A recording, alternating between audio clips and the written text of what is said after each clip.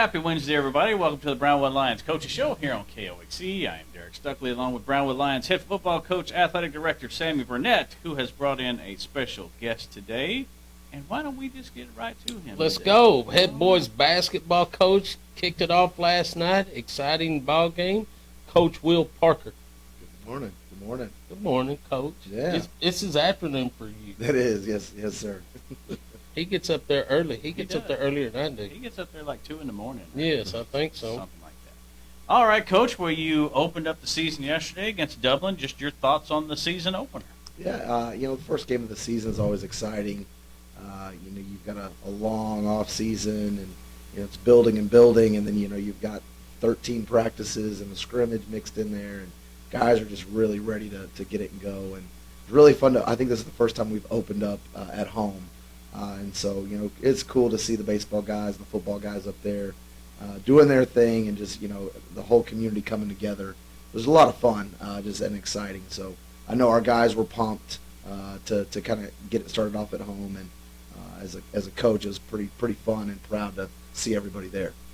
As you've mentioned before, a little shorthanded right now until football's over with. Just kind of talk about the challenges that face y'all until you get the full roster. Yeah, we talk about it with these guys all the time about how, it doesn't matter if we're fully loaded and got everybody, or if we've got 5 guys out there, which last night we were down to only 5. But, you have an opportunity to perform and do what you love to do, and that's get on the floor and play basketball. You might be out of position. You might not be playing where you want to play. You might, but hey, take advantage of the opportunity that's in front of you. And go play as hard as you can, and be proud that you're out there getting an opportunity to compete. That's what it's all about. What do you feel are the biggest strengths of this group? Well, I thought on display last night. I mean, they have some heart. They're diving on the floor and taking charges. I mean, to me, if you just watch that in a game, you can tell what kind of group you're going to get to play against. And you can talk about it all you want in practice, and you can talk about what we have to do to win, and those kinds of things. And so to me, to see a group, the first game of the season, getting after it like that and playing for each other, I thought, to me, really kind of shows what kind of year we're going to have. When we get some size, that'll definitely be nice to have. But, I mean, it's kind of fun to watch 5 guards out there play the game of basketball, too. Just how important is it for some of those guys who maybe when you're at the full roster, they're not getting as much playing time as they are right now? Just how important is it for them to get some experience right now? Oh man, it means the world. To me, that's one of the things. When you're playing in the sub-varsity games, the speed isn't there. The talent around you, the talent you're playing is not there. And so, I think I talked to you about it last night. When you're playing in that varsity game like it was last night, and then we start to play maybe some different competition, the game slows down. We don't slow down, but the game in your head, you can start to make those decisions faster. And so to me, when you have those younger guys in there, which we have a lot of them, playing at that speed and that tempo, when they go down to the junior varsity and, they get to work on their leadership and stuff down there, but now the game slows down. And so those turnovers that happen, those bad things that happen, hopefully they don't happen at that level, and then their confidence goes up. And that's when the game of basketball starts to look a little bit more organized for us. All right. Right now, who are some of the guys you're keeping an eye on, or who's caught your eye? And then when you get the full roster, who are you expecting to make an impact? Yeah, 2 returners last night that played, Gage Sparks and Hayden Profit. Those 2 guys, I think we're leaning on them to make sure that we're doing what we do, because they've been a part of what we've done at the varsity level last year. Casey Freeble is a junior that can score the basketball very well. He's up and down right now, and he's trying to find out where he fits. And so Casey, to me, is one of those guys where we're going to have to make a decision. He's not going to get to play as much when we get everybody. And so is it going to be one of those decisions where we put him on the JV so that he can play a lot, or are we going to keep him up there to be a part of what we do because he can score the basketball so well? So he's in that boat. I mean, Austin Pittman, I thought, had a pretty good game last night.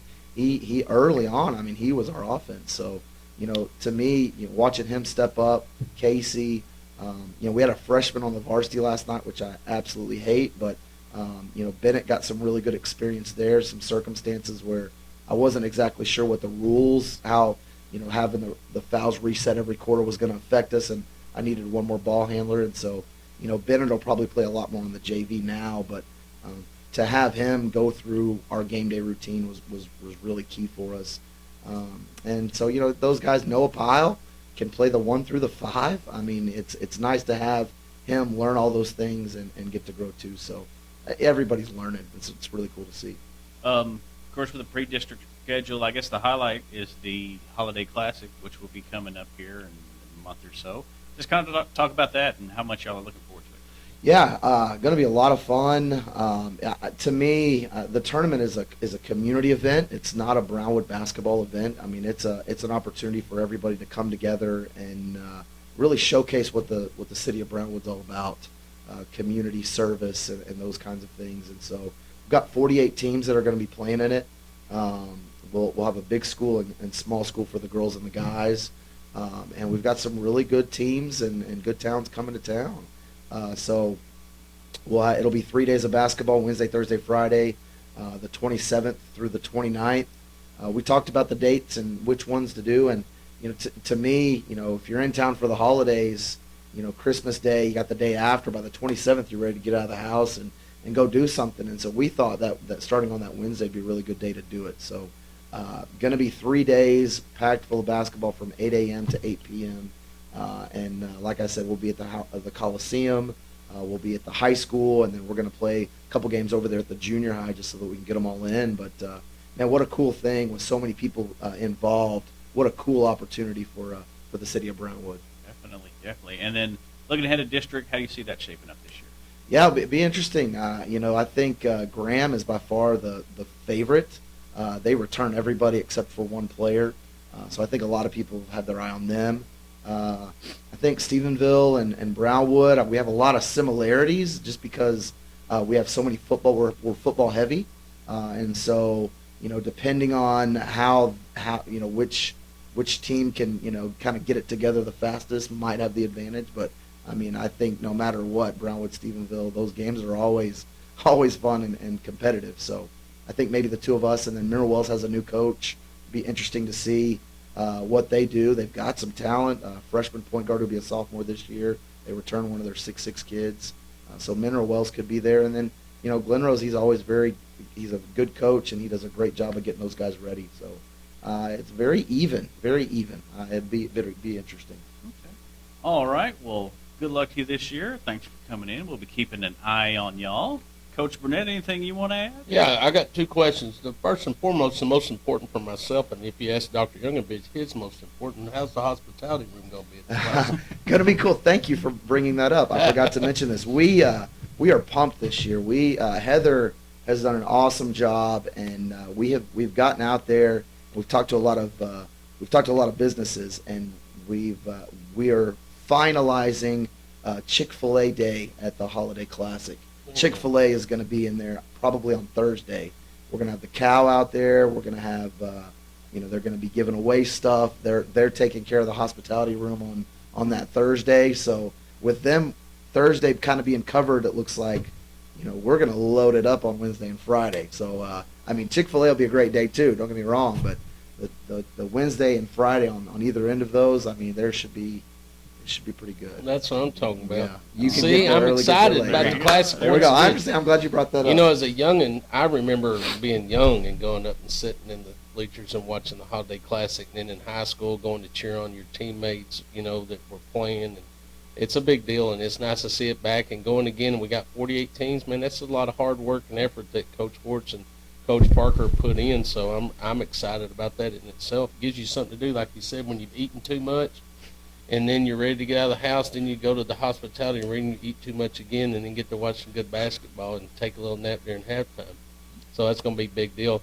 I got a question, Coach. What do you think, because I was talking to Coach Hortz last night when y'all were playing, what do you think about the new rule on the fouls and that kind of stuff? Yeah, actually, Stuckley and I were talking about that in there. It depends. I think it helps the officials, number one. The officials have the opportunity to start over every quarter. So, if you have the fans or the coaches or the players upset about foul calling, they get to start over instead of twice. They get to start over, 3 more times. And so to me, I think that helps the officials. I think the more aggressive teams and the deeper teams are going to benefit from it, which I think is going to be really good for us. And so I kind of like it. As from a fan's perspective, I think it might get annoying because I think you'll see games last longer. But you'll also have officials that won't call anything, and you'll have some games that are. So it depends on the officials. I mean, that's the quick answer. But I think to me, as the aggressive team has the advantage, the refs get to start over. But you have the disadvantage of maybe games going longer than you'd expect them to. So, I mean, we've got some long trips ahead of us. So, I don't know. I told Coach Hort she's limited on her timeouts when we're in district. So, I mean, as a guy that's, not as advanced in basketball knowledge as yourself, does it put more of an emphasis on free throw shooting, the fact that you're going to get 2 shots per foul once you hit that 5 mark, or is it just as important as it when we had the 1-and-1? Well, I think at the end of quarters now and at the end of games, I think when you're going to be able to go and intentionally foul shooters, yes, if you have poor foul shooters, I think it helps them because now they could, they get 2 chances. Yeah, instead of 1. So they get that from that aspect of it, but at the same time, so I don't know. I don't know to answer your question. I've been thinking about that too. I do too. I do too. What was the reasoning behind making that move? Do you know? Yeah, I thought it kind of came out of nowhere. When I talked to other coaches about it, I think what we've kind of figured out is the shot clock is the big thing that everybody talks about right now. I think they're trying to get the game as close to, like NBA. They want it to be geared toward that. I think that's more for the bigger schools. I think a lot of the decisions that get made for the 5A and 6A schools. So to me, I think they're just trying to make it across the board. But in the back of my mind, I really think a lot of it has to do with the officials. They're trying to, how can we help officials and to keep more officials? And so to me, man, you give them a chance to restart every quarter. I mean, that helps them, I think. So I think it's neat. You think about seeing that rule change, which impacts the game. It's different. It makes it different. It's no different back in the day. How long it's been, I don't recall. But I remember going to watch volleyball games, and you couldn't score a point unless you had the serve. Crazy. When they changed that rule, boy, it enlightened volleyball a little bit more, didn't it? It made it more interesting, made it more balanced, I think. So it may be great, it may not be good, but it's neat to see it's a difference. So you're always looking at that when it happens. So those junior high volleyball games back then boy, man, miserable. Awful. Sort of like sixth grade volleyball. My daughter's in sixth grade. They play volleyball. If you serve, you get to score a point. That's right. So if you can get over the net, choose a point. But back in the day when you served and then they broke serve and then they get the ball and then you break serve and it's like 30 minutes in, it's 0-0. Yeah. So is anything else going on sports-wise? Well, congratulations, Coach Hort. She picked up her 3rd win last night against Sweetwater. They started off a little slow. It was a toothless dogfight first part of the first quarter, and then all of a sudden we got hot. They got going. They got the blood flowing, and then we sort of started taking over, and our girls started doing really well. Both groups, man. I mean, this is Tark. What do they call him? Tark from UNLV, the Running Rebels. That's what we looked like last time. Boy, our guys are up and down the court, going 100 miles an hour, getting on the ground, being physical, taking. I'm really impressed with their ability, their desire to go in there and take charges. That's a big deal, man. That disheartens people when they're trying to drive the paint. And there was a lot of them. Yeah, and they're getting charge calls, But that's fun for me to see, at least. I like watching basketball. It's fun for me to see that. See our guys getting physical. Yeah, we turned the ball over. We made some mistakes, but they're young.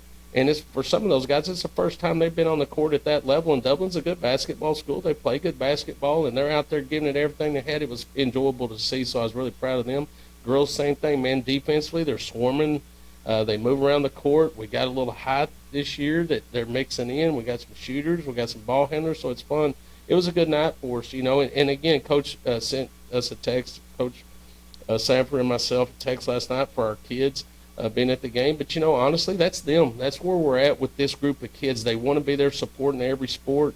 They know when they're at football, they're out there hollering. Now they're at basketball, they're hollering, and I know it's going to translate to baseball and everything else, softball when we have our kids out there. But it's fun to see them, and the way they conducted themselves was big. They were classy. They do what kids do, but they weren't derogatory, directing it towards certain people or anything like that. So that's part of school spirit and pride, and I think we got a whole bunch of that. Okay. How about we talk a little football now? Let's do. I think we got a game coming up Friday. Pretty We big sure game. do. Let's go. We sure do. So Canyon Randall, I guess, we talked about them a little Monday. I guess offensively, defensively, what concerns you most about Randall? Offensively, Tryson Sanchez, our quarterback number one. He's a dealer. He can throw the football. They'll throw it downfield when they need to. He throws a lot of screens, a lot of out-cutting routes. Does a great job of working a sprint out. Very fast kid. He runs a lot of quarterback sweep, quarterback zone stuff, so we got to stop him. 21 is the running back. He's a junior. His name is Dylan Ray. I mean, both of them, 1 and 2. We got 1 and 21. We got to stop. That's our focus. Tight end is number 9. He does a good job of catching the ball, good job of blocking, and they have a couple of receivers. Number 2 is probably their most dominant receiver, Colin Miller. We just got to do what we do, be disciplined what we do. They put in a kid that started at quarterback earlier in the year that they put him in at receiver when he's in the game, expect some kind of double pass, something like that. They run a lot of trick plays, reverses, reverse passes, double passes, so we've got to be sound in what we do, be disciplined with the techniques that our kids are being taught, get off the field on third downs, force them to punt the football, and then when we get the ball, we got to control the line of scrimmage. We got to hit them in the mouth up front, dictate what we do with our run game, which will create them to have to tighten the box down so we can get over the top of those. Safeties, they're going to play a cover 2, cover 1 look. Sometimes they'll roll to cover 3, but they're predominantly a cover 2 team, in my opinion. And we have good route concepts for that. And just Ike's job is to go out there and read those safeties, see how deep they are. Are they in the box? Do we have shots? Just be able to read the coverages when it's time to throw the football, and our receivers doing the same. Got to understand whether it's zone or man. Got to find windows in zone. Got to keep running in man and create space with those back end guys. And like I said, if we can run the football and control the line of scrimmage, stay in front of the chains, we'll be fine. And absolutely got to win a special teams game. So I'm excited about the opportunity. Our kids are excited. We've had some really good days of work. I tell you what, I haven't been walking off the field more excited just because of the focus our kids have had in practice. They want to be successful. They put the time in. They work hard day in and day out, man, just to see their desire to be different, to be great, to try to be elite, to try to represent the town, the community, man. I couldn't be more excited about that, and that has to translate in victories. So we just got to go out there and believe in the work that we put in on Friday. We continue to do what we do. We're not dictated by our opponent. We're dictated by our play. We go out there and do what we do, we'll be fine. And health's looking pretty good? Yeah, Sam Coleman we found out he has a hernia. He's been playing with that. We thought it was some kind of hip injury, but we're able to tape that up to where he can continue to play and doesn't have to have surgery till he's done. So he'll be back for us. That's big. Hayden Noe, who had a separated shoulder last week, it popped out, but it came back in real fast, so he's going to be able to play. We hope. He's been getting reps all week, but you just never know once he goes out there and makes that first hit or tries to defend that first pass how it's going to be, but I think he's going to be all right. We've made some adjustments behind that if it does happen. But other than that, I think we're in pretty good shape. We did have a couple. Now, I say that we had a couple of injuries yesterday and day before yesterday. Aiden Packhauser, our right guard, tweaked his knee, so he hadn't practiced in 2 days, and our running back, Levi Pearson, did something to his Achilles, so we've been putting him on ice too. So hopefully those two will be able to go Friday. If not, it'll be next man up. That's just how we got to do it. Okay, of course, that's 7 o'clock Friday at Midland Greenwood. How do people get tickets, Coach? Go online to, I think there's an app if you go to Greenwood's app, but if you go Greenwood's website, but you can go to Brownwood ISD Athletics brownwoodisd.org/athletics and get the link. They're $5 for your tickets. They won't sell them at the game, so you have to get your tickets in advance. All right. I barely got that out. I was slobbering all over myself. You did a good job. Yeah, thanks. Anything else we need to mention? Yeah, we got girls basketball going Thursday, Friday, Saturday in the Hamilton tournament, so I wish them continued success in that tournament, get a lot of reps, get a lot of playing time. That's huge early in the year. And then our boys are going to Benbrook on Friday at 5 o'clock, so good luck to y'all as well. And, of course, we'll kick off at 7 o'clock at Greenwood Stadium Friday. All right. Anything else?